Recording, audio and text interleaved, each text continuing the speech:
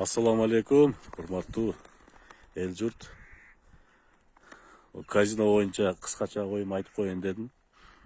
Казино боюнча идея абдан сонун, абдан жакшы идея.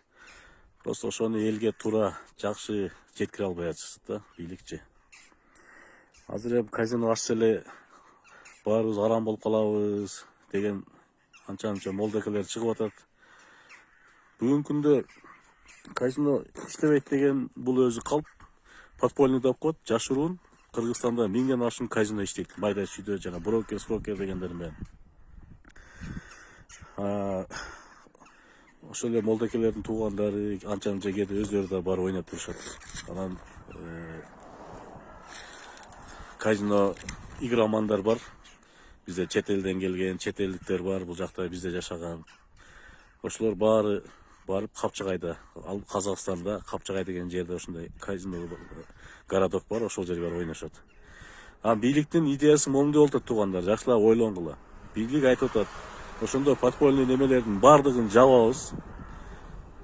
Бир гана жерде, мүмкүн көлдө, эки жерде, көлдө анан Баткенде эки жерге гана уруксат берилет. Ал жерде чакан шаарча городок курулат. Өзүнүн бир нече банкы менен, бир нече казиносу менен, ресторандары менен, 5 жылдыздуу жатаканалары менен дегенде шаарча болот, село эле. Лас-Вегаста, дүйнө жүзүндө, Арабияда деле бар андай казино. Бүт жерде бар.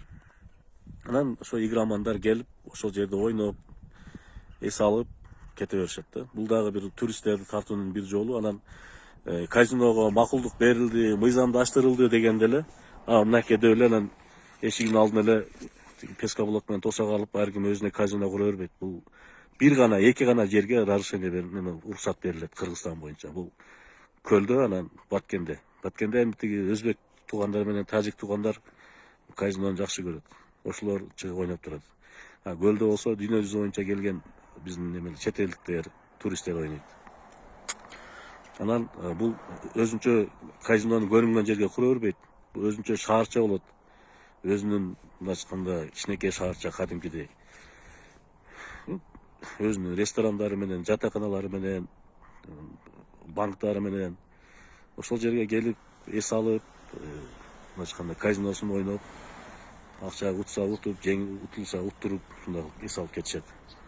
Ошол нерсени бийлик элге жеткире албай атат да. Эл ойлоп атат, азыр казино ач, мыйзам жол берсе эле болду, ар ким өзүнүн эшигинин алдына казино куруп, подвалдарга казино куруп, элдин баары игроман болуп кетет да. Жок, андай болбойт. Эки гана жерге уруксат берилет. Эми ал мүмкүн 2-3 билбейм. Ушу мен угушумча эки гана жерге. Бул Ысык көлгө, анан немеге, Баткенге. Өзүнчө шаарча курулат атайын. Мындай шаарга курулбайт, Баткен шаарына курулбайт, ал өзүнчө бир мындай чек арага жакын жерде шаарча курулуп, ошол жерде болот. Көл да ошондой болот. Чолпон Ата же Каракол эмес, өзүнчө обочолонгон шаарча курулуп, ошол жер болот. Ошондой туугандар. Бул деген инвестор тартуунун, туристтерди тартуунун, мындайча айтканда, бюджетти толтуруунун бир жолдору бул.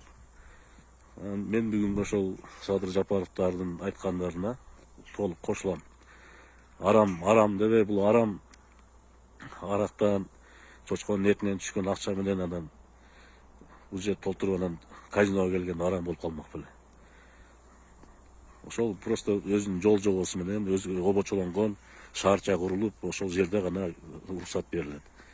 Кыргызстан боюнча эмес, ошону туура түшүнгүлө.